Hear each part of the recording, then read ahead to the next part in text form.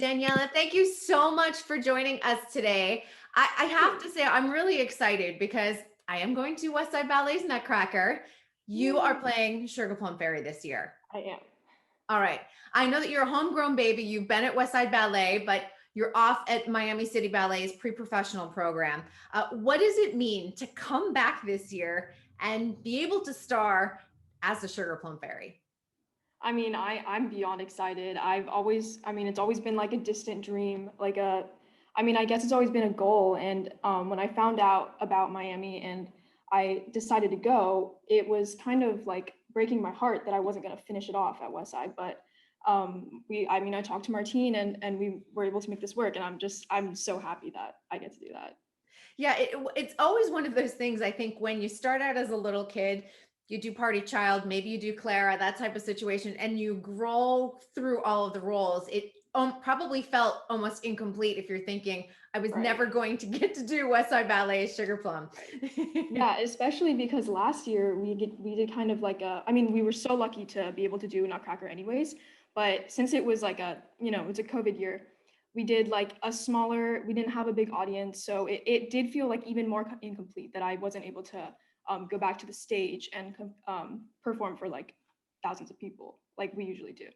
Yeah, let's talk about that because this is the big return to the stage this year, which I am so excited to sit in a theater seat and see dance up on a stage instead of I've seen the black box, I've seen outdoors, I've seen so many different versions of dance, plenty of dance films, but there's nothing like live theater.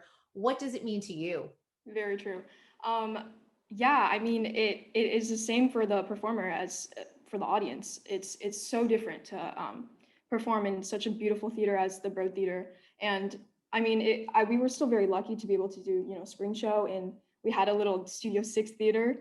But it's a very different feeling performing for so many people that you can't even like spot faces, And I think I'm so excited. It's going to be the first time in a while, but I'm so excited. And that's kind of like the reward for all the hard work we do during the year is being able to go on stage and like enjoy yourself with your friends at a theater. That's like the reward for all the work. So it kind of feels like it's like finally happening. It's like kind of overdue almost. Well, I imagine this year even feels different because you've been on the East Coast. You've been scooped up by Miami City Ballet's pre-pro program. What has that transition been like for you? Because I know you've been at Westside Ballet for so long. What were some of the challenges? And what were some of the things that you're like, oh, I got this. This is easy.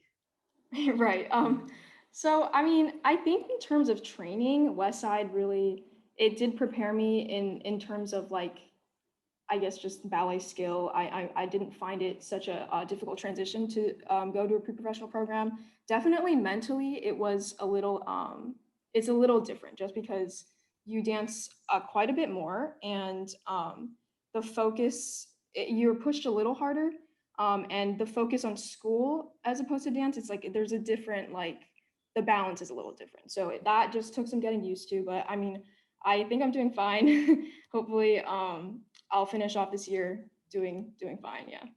Are they doing a Nutcracker? Are you able to perform in their Nutcracker while doing Westside, or is it what's Right happening? now, I am rehearsing some things, but nothing is final yet. All right.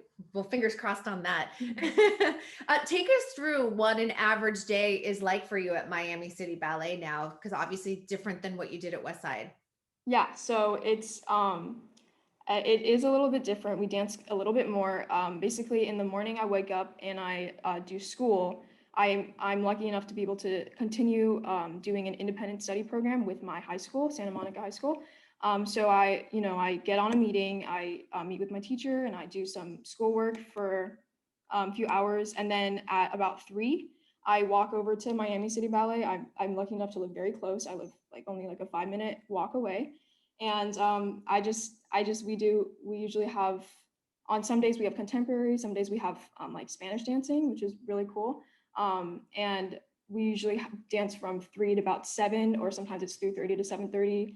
And then I go home and then I do it all over again. And then on Saturdays, we have pas de deux class, and sometimes during the week, since right now it's Nutcracker, we have like random rehearsal days where we just stay a little longer. So you're busy. So Safe to you're busy. say. What I would love to know too is, has this going to a different school, has that inspired your training and thoughts of a professional career? Because I know that you have ambitions in medicine as well. So I'm sure that it tugs at you a little bit. Right. Yeah, that is a very good point. I mean, I think no matter what, I will continue ballet for the rest of my life. It does, and, in any way that I can, either it be recreationally or maybe, I mean, right now it's all up in the air. I don't know. I'm applying to colleges right now, but I know in any shape or form, I'm going to continue dancing. I love that. All right, now here's the big question about college, because then sometimes people go into the conservatory track for college, or they do another major and take dance on the side. What are you looking at right now? For sure, I will be taking dance in some sort of form. I'm thinking of maybe double majoring or doing a minor in dance. And I think most colleges, they may have ballet, but they also have modern dance and all those things.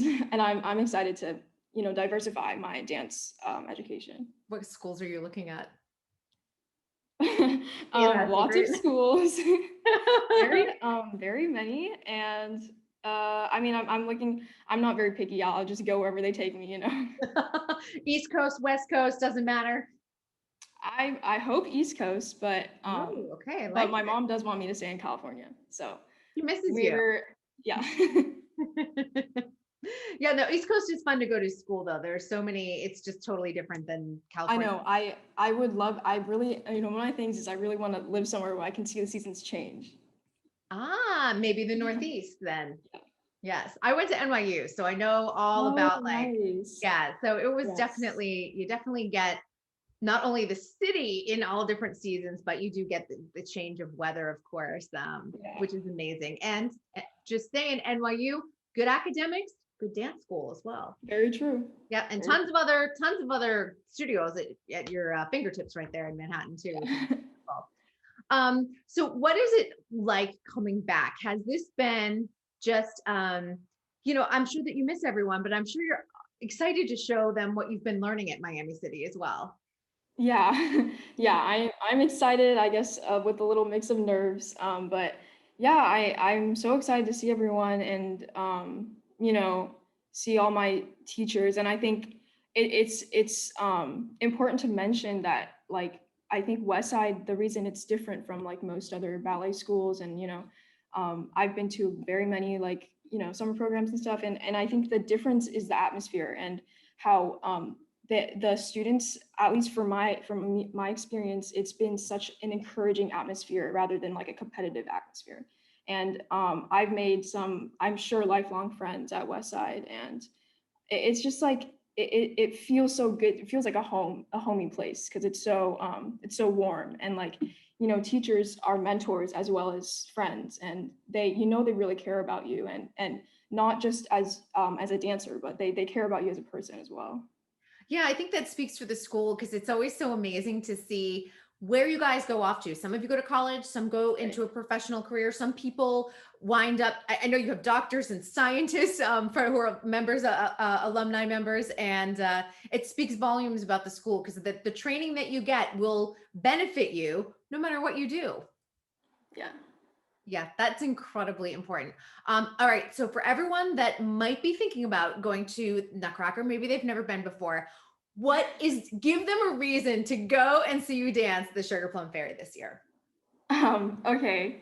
Let's see. I mean, I would really appreciate it if you guys came, but I think that experiencing the arts, especially for families and young kids, and I mean, everyone, it's so important to inspire young generations to join young arts and to see that. I mean, firsthand, it's not something you get every day, and I think it's so important to enrich. I mean, I was lucky enough. I played the violin as well. I played the piano for many years.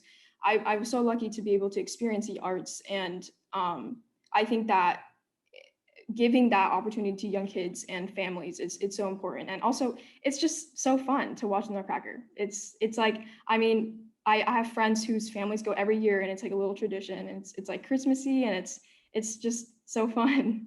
It's a magical experience for anyone who It really hasn't seen is, it. So I yeah. think you sold it really well. And also, Westside Ballet does the best Nutcracker gift shop in a lobby. Oh, yeah, that's the other thing. Yeah, lots of good food, good, good. They have a little shop. They have sell cute little nutcrackers and point shoes, and we have people working tirelessly. The costume people decorating these point shoes to where they like look like, I mean, barely even point shoes anymore. They're beautiful. But yeah, come watch. Yes, and after a crazy, quarantine and pandemic year that we've all been through, this is a great way to usher in Yes, the for sure. holiday season. Daniela, congratulations. I'm looking forward to seeing you. I'm going Thanksgiving weekend, so I will see you up there on the Awesome. stage. Yes, Thank you so much. you bet. Thanks for your time. Thank you.